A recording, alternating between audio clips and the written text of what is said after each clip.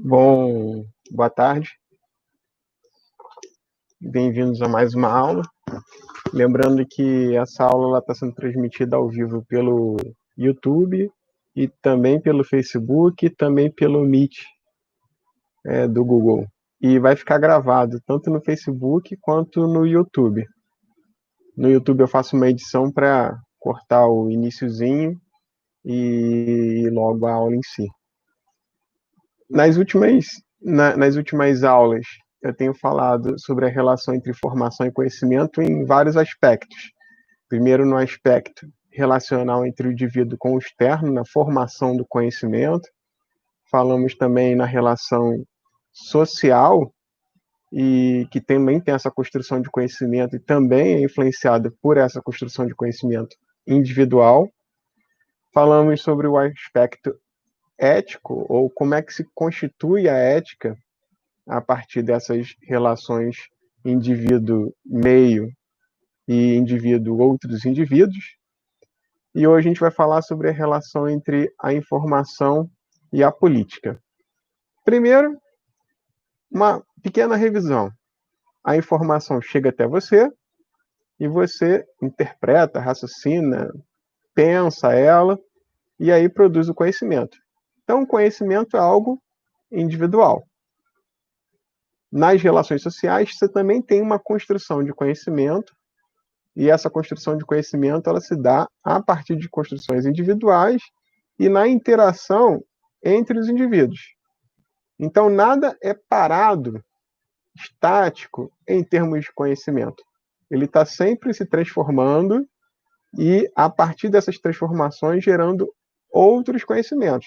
Então, o conhecimento é uma trama, não é algo fixo, uma unidade. É uma trama de tecido onde cada linhazinha é repuxada, retrançada, cortada, desfiada.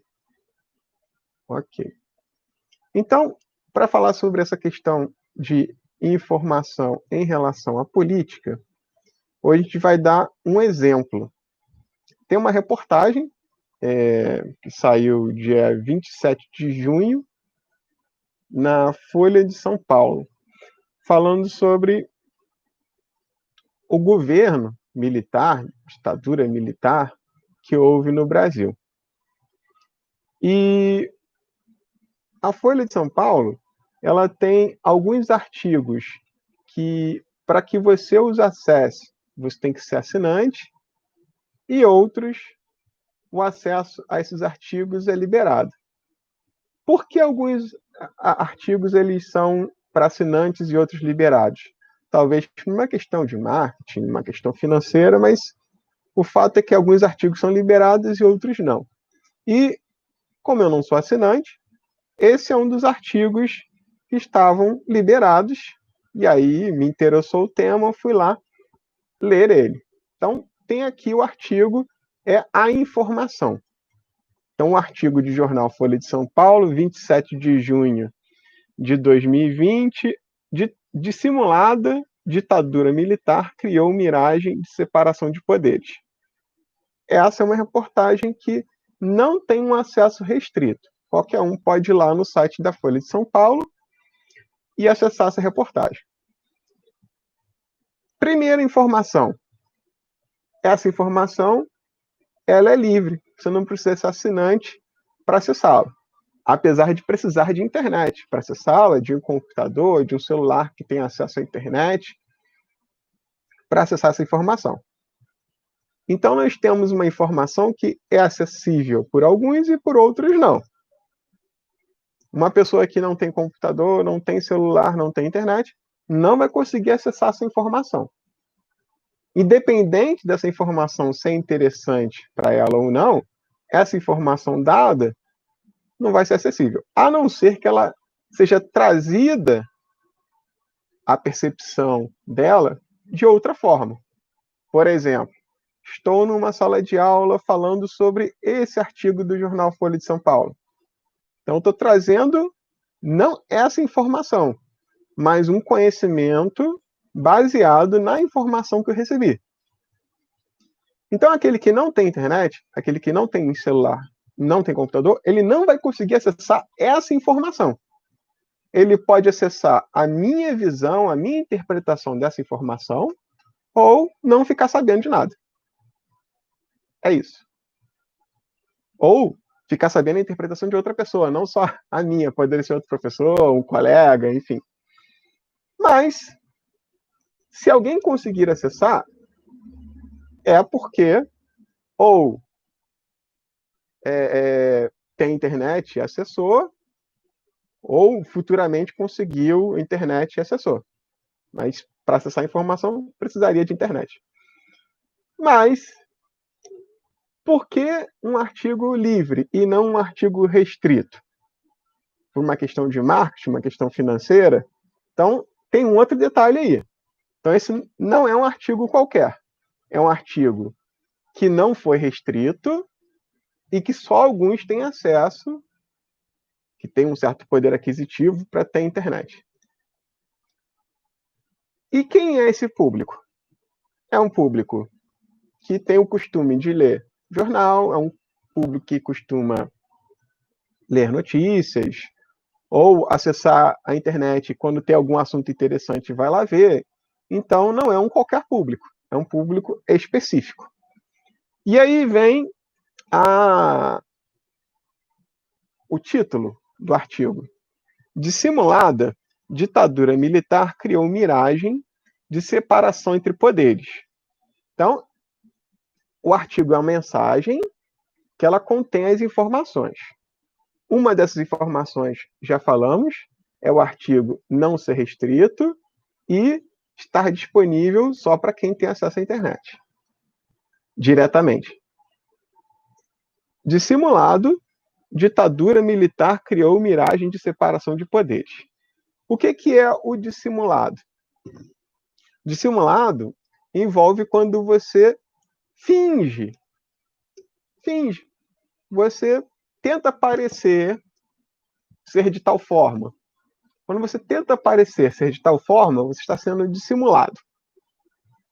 Então, aqui está dizendo, no título da matéria, que a ditadura militar, ela dissimulava, ela fingia uma miragem, e aí reforçando a dissimulação, de separação entre poderes. Então, nós temos aqui uma informação importante. A ditadura dissimulada, ou seja, tentando fingir, ela cria uma miragem. Mas se você tenta fingir, você já não está criando uma miragem? Então, nós temos uma informação aqui importante. Primeiro, essa ideia de dissimulação, de miragem, ela está tentando ser reforçada por esse título. Você está utilizando termos que não são iguais, não são a mesma coisa, mas são muito próximos para reforçar a ideia de que essa ditadura militar ela criou algo que não era uma separação de poderes, mas pretendia-se que fosse que tivesse essa aparência de divisão de poderes.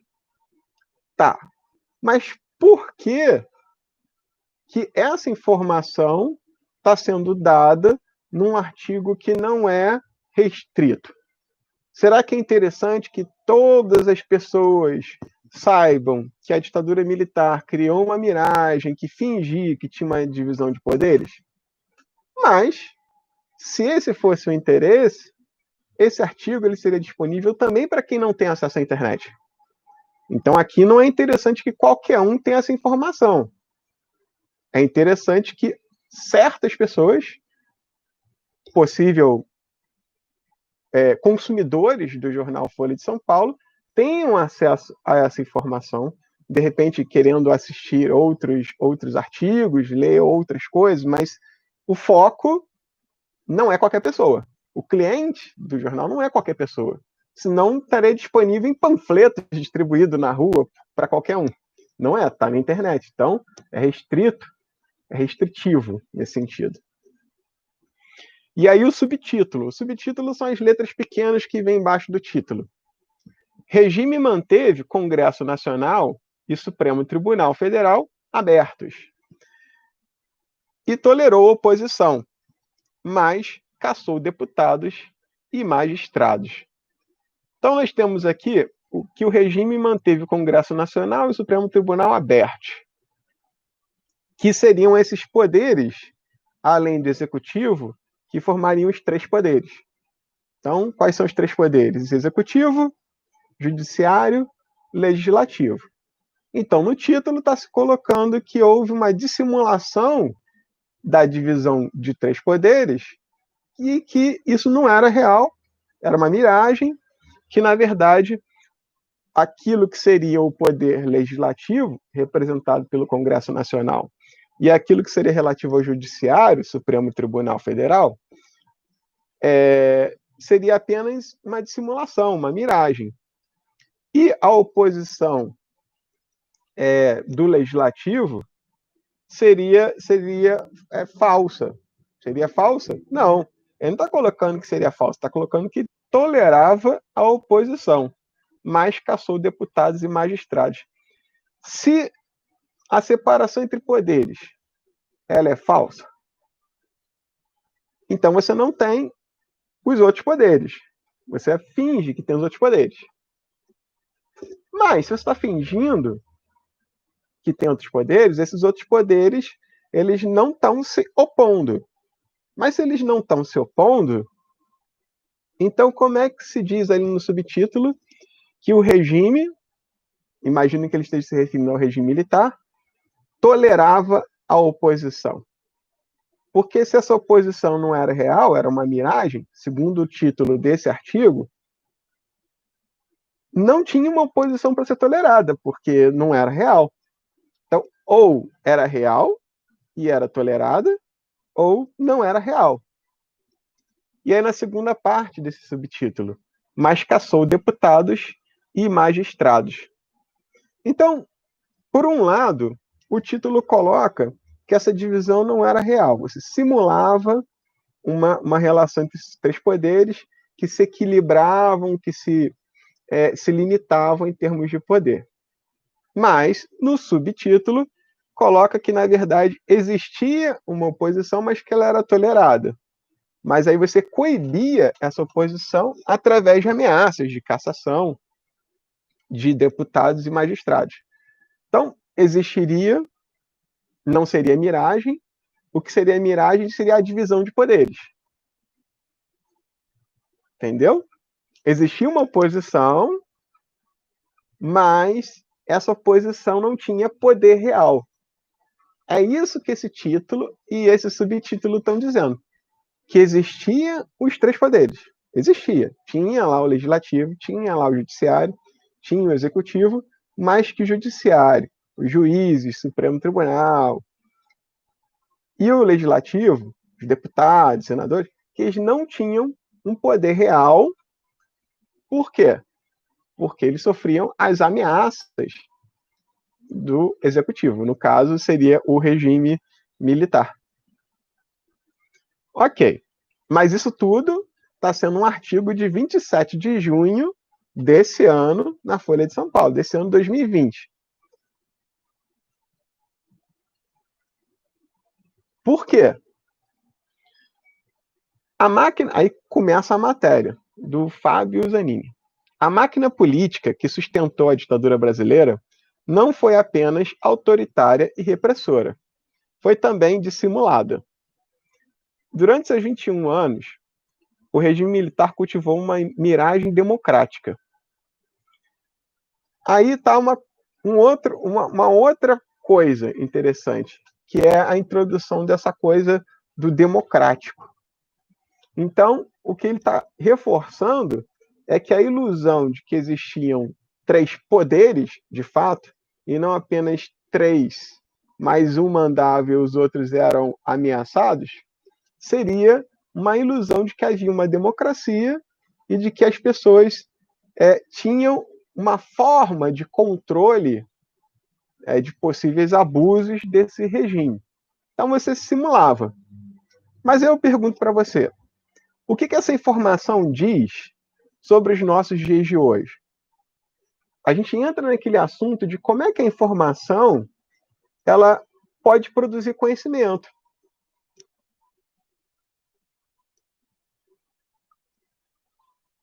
Está aqui esse texto falando sobre algo que aconteceu 40 anos atrás. Mas a informação, ela não está fechada no momento histórico. A informação ela não fica restrita a um tempo. Não. A informação está aqui e você pode fazer associações com coisas que não eram daquela época, que estão acontecendo hoje. Por exemplo, vamos voltar lá no título. Havia uma ditadura militar que cria uma imagem da separação entre poderes. Bom, vamos pegar essa palavra militar. Nós temos um Ministério da Saúde, em que o ministro interino é militar. Nós temos um primeiro, segundo e terceiro escalões do Ministério da Saúde, numa pandemia, que tem militares. Não sei quantos, mas são muitos militares. Nós temos o Judiciário, que tem auxílio, assessoria de militares. Então, será que não cabe nessa definição aqui de dissimulação o que nós estamos vivendo hoje? Qual seria a diferença entre o que nós estamos vivendo hoje e esse retrato dado aí pelo repórter Fábio Zanini de 40 anos atrás, ou mais, de que a ditadura dissimulou a existência de três poderes?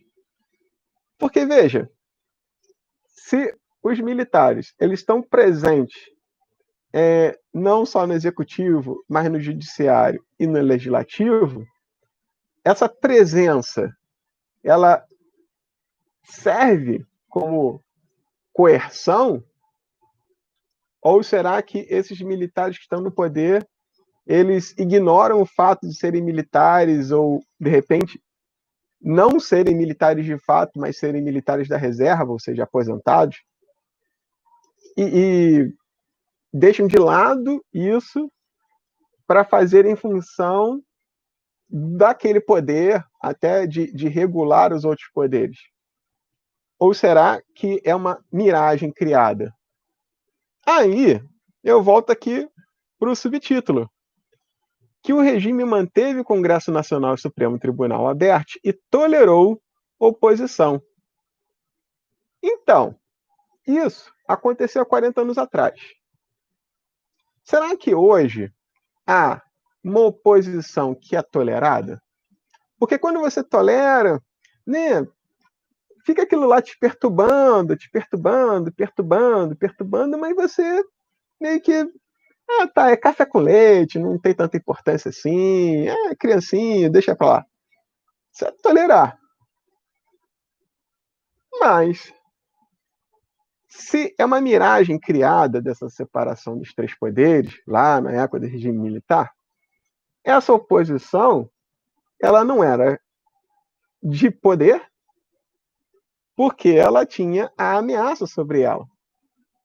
Será que hoje nós temos uma oposição que ameaça, que é ameaçada, e por isso não se opõe de verdade? Vamos pegar, por exemplo, o nosso presidente, o Jair Bolsonaro. Jair Bolsonaro, às vezes, ele tem conflitos com os seus ministros. O ministro quer investir em tal lugar e ele acha que não é interessante investir em tal lugar. E aí tem esses conflitos. Então, você teria alguém representando o governo e alguém dentro do governo que está se opondo ao governo. E, ao redor disso, você tem os outros poderes que estariam se opondo a isso. Ou não. Ou, de repente, parte desses poderes estariam se opondo e parte não. Mas parte desse governo federal, ele está infiltrado nesses outros poderes. No legislativo, no executivo, você vai ter militares da ativa e da reserva.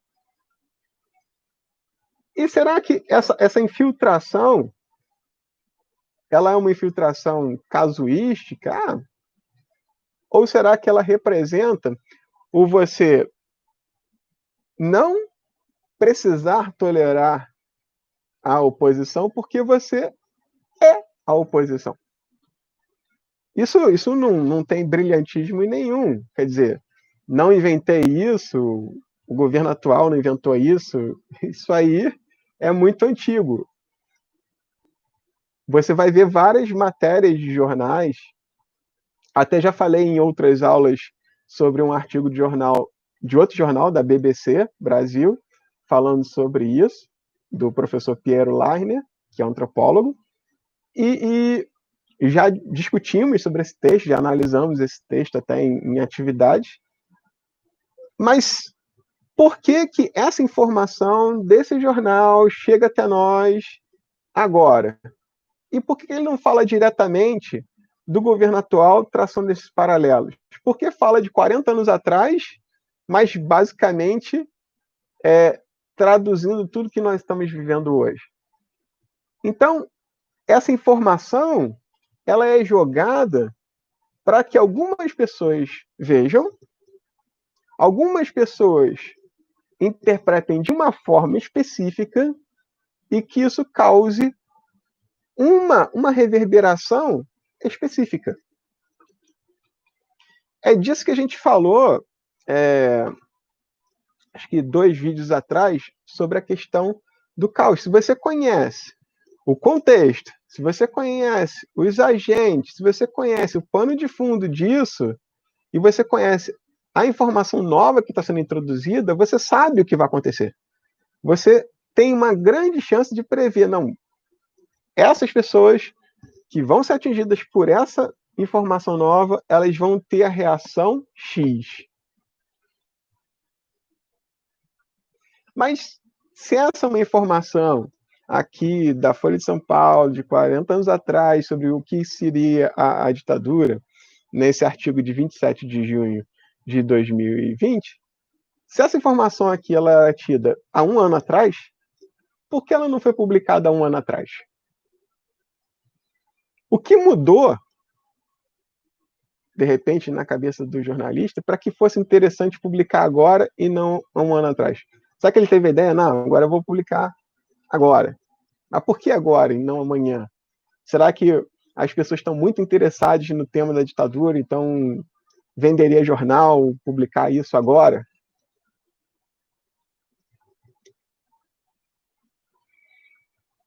Isso tudo a gente está analisando essa informação de 2 dimensões. Da dimensão, e de mais de 2 dimensões, mas aqui eu queria que você focasse em 2 dimensões. Na informação em si e no fato de que ela não pode ser em si. Porque ela envolve o seu conhecimento prévio, a sua relação com outras coisas, e com outras pessoas, e comigo, e com o jornal. Tudo isso vai fazer essa trama. Então, até questiono o que seria essa informação em si. Porque a informação em si é fruto de uma trama também que resultou nessa informação na mão do quê? Do jornalista que escreveu ela. Todos os conhecimentos e relações sociais individuais dele com o meio culminaram nesse artigo, que foi publicado dessa forma específica. Sendo esse articulista, esse repórter, prevendo, deliberando que ele ia fazer dessa forma ou não. Então é interessante a gente pensar o que está por trás até do interesse desse jornalista. Será que ele não poderia? Porque acontece, chega alguém assim, bate no seu ombro, fulano, acho que seria interessante você falar sobre tal coisa. E a gente, isso é uma boa ideia, dá pano para manga, eu vou escrever sobre isso. Mas esse que bateu no ombro, ele tem algum interesse? Então o que está por trás, às vezes não está dito. Mas naquela informação, a partir daquela informação, você pode extrair algo. Você, de repente, por que isso aqui? Aí você vê um outro artigo e vê que existe uma coincidência ali de fato. E já falamos aqui de sorte, não existe coincidência no sentido de sorte. Existem coisas que acontecem e se você buscar a causa, você pode não compreendê-las. Você pode não compreender o que causou aquilo, mas existem essas causas. Então, nesse artigo, está se colocando uma informação e o que está por trás disso? Será que está por trás uma revisão histórica, né? Revisão no sentido de revisão mesmo, escolar, rever ponto a ponto o que seria o regime militar da década de 60, 70, o que seria isso, o que foi isso? Será que é um resgate histórico? Será que é uma nova forma de olhar, uma nova interpretação? Será que é um paralelo com os dias de hoje? Mas o que está por trás? E não digo nem do interesse do jornalista, mas por trás do fato desse artigo ter sido criado, ter sido escrito. Será que é um momento histórico?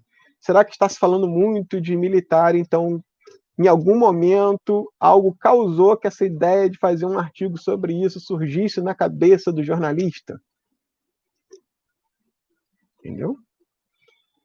Então, continuando a analisar a informação, ao contrário do Chile, não concentrou poder em um único general, mas dividiu entre 5 presidentes. No Brasil, por exemplo, quem tem o poder atual? Quem tem o poder atual? Nós temos vários agentes que têm o poder, nós temos o presidente da Câmara, nós temos o Supremo Tribunal de Justiça, nós temos o Supremo Tribunal Federal, nós temos deputados, nós temos senadores, nós temos o presidente do Senado, nós temos chefe de polícia, nós temos vários agentes desse Estado. E esses agentes de Estado, eles não concentram o poder.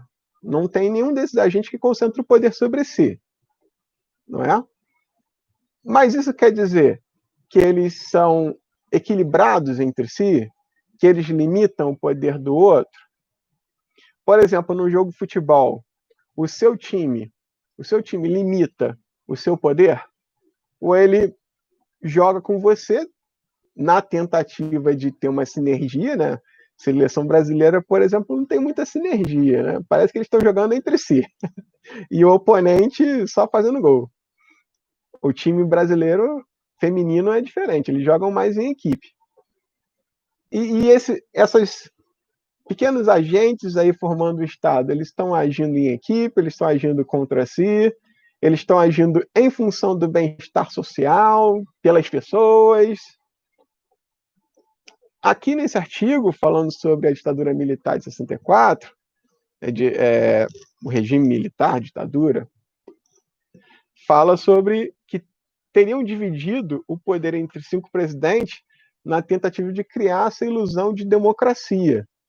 Se fosse um só sempre, não ficaria muito na cara que era uma ditadura, mas como teve 5, parecia que tinha um revezamento no poder, tinha uma substituição do poder por outra pessoa. E aqui, como é que é isso? Por exemplo, em termos de leis, o último presidente, o Michel Temer, e o presidente atual, em termos de governo, existem muitas diferenças? Será que entre os diversos atores do governo tem muita dissonância, tem muita discordância? Será que os ministros da saúde que foram demitidos, eles realmente discordavam tanto assim do governo atual? Porque outro dia eu fui ver no site do Ministério da Saúde se tinha alguma notícia nova sobre o vírus, né, o Covid-19, e a última postagem lá tinha sido em março, isso foi semana passada, tinha sido em março. Quer dizer, será que os ministros que passaram de março para cá, eles realmente fizeram algo diferente daquilo que o ministro interino atual está fazendo? Então, nós temos aqui uma informação. Ao contrário do Chile, que teve um ditador, Pinochet, o Brasil não concentrou o poder em um único general, mas dividiu em 5 presidentes.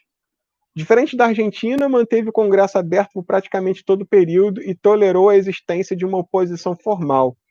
Então, aqui ele está falando que, diferente de outros lugares da América Latina, o regime militar brasileiro ele teve diferenças, digamos assim, estratégicas.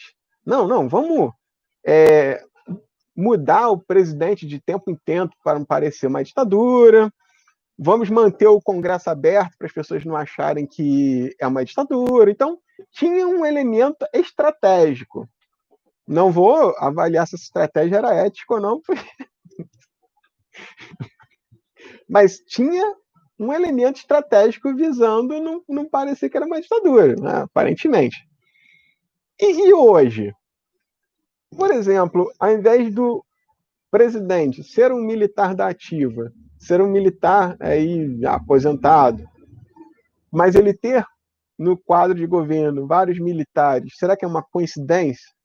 Será que é coincidência que 40 anos atrás tinha-se militares tentando controlar os civis, e aí não deu muito certo, mas não deu tão certo por muito tempo, 20 anos, né? 21 anos, e agora não, vamos botar aqui um civil e vamos botar os militares aqui embaixo, mas existe realmente uma diferença entre os daqui de cima e os daqui de baixo?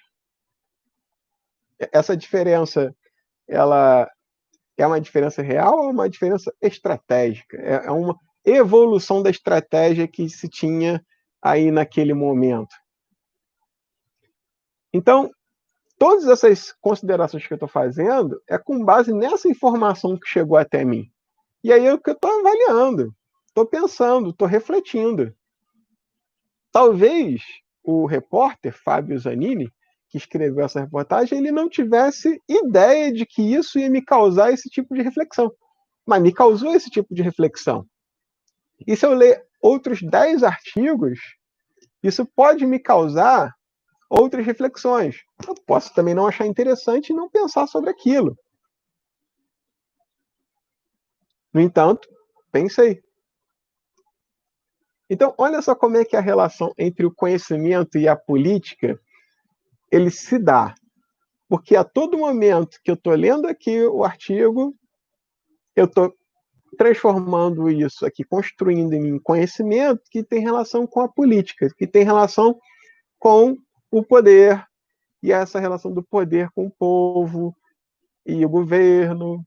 Então, assim como a gente estabeleceu no vídeo passado a relação entre a informação e a ética, que a ética ela é construída a partir desse processamento de informações, individualmente e socialmente, a política também é construída.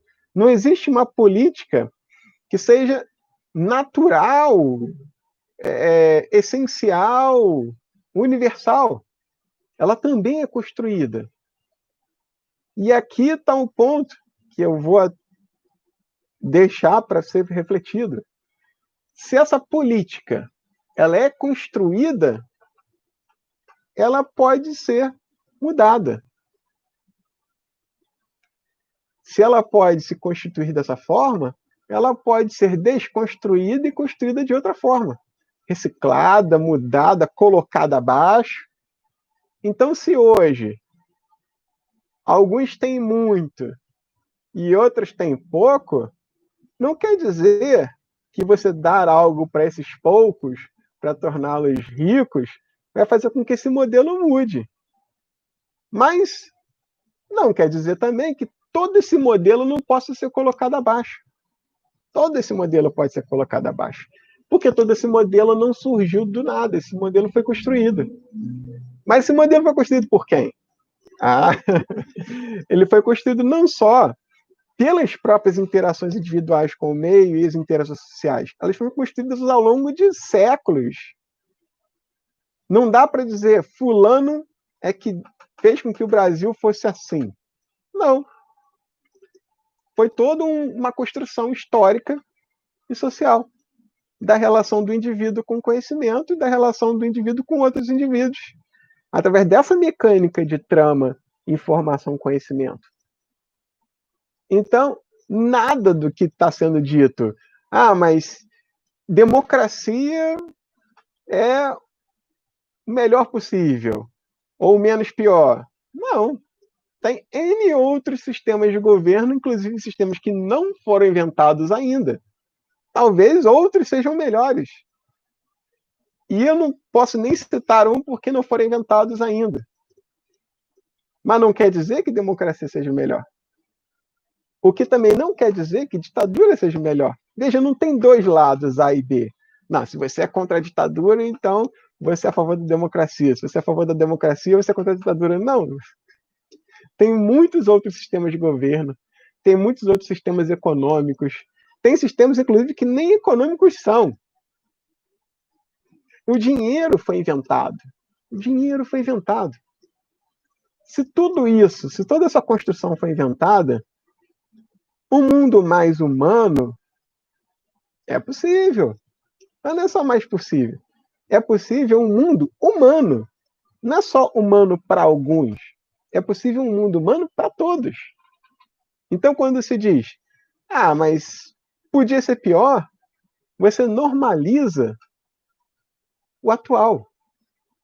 Veja, um policial que pisa num ser humano. Isso é uma corrupção do sistema ou faz parte do sistema? O policial pisar no ser humano é um erro, uma falha do sistema ou é a base que sustenta o sistema? Ter países pobres e países ricos é um erro de sistema ou é a base do sistema? Ter pobres e ricos é um erro de sistema ou é a base do sistema? Para nós termos países de primeiro mundo, será que realmente não precisa de países de terceiro mundo? Ou será que isso é a maneira como o sistema foi construído? Foi se desenvolvendo esse sistema para que ele... Não, esse país aqui a gente vai só explorar, vai só esculhambar com ele para que nós mantenhamos o nosso modelo de vida. Muito interessante, porque se eu coloco, se aquele que é pisado, você queria ser o que pisa? Aí muitos, não, eu não queria pisar nas pessoas e tudo mais. Mas muitas pessoas que moram no Brasil, queriam morar num país de primeiro mundo. Talvez elas não tenham consciência de que esse primeiro mundo é o que pisa na gente.